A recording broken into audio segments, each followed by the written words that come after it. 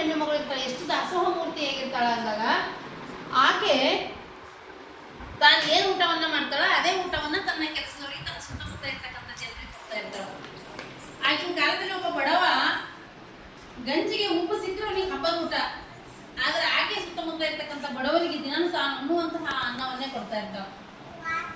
ಆ ಸಂದರ್ಭದಲ್ಲಿ ಆ ಬಾಲಕನಿಗೆ ಶಿಕ್ಷೆಯನ್ನ ಕೊಡುವಂತಹ ಸಂದರ್ಭದಲ್ಲಿ ಮಾದರಸನಿಗೆ ಒಂದು ಸಂದೇಶ ಬರ್ತದ, ಮಾದರಸ ನಿನಗೆ ಸುಪುತ್ರ ಹುಟ್ಟಿದ್ದಾನ. ಆಗ ಮಾದರಸನಿಗೆ ಬಹಳ ಸಂತೋಷ ಆಯ್ತದ.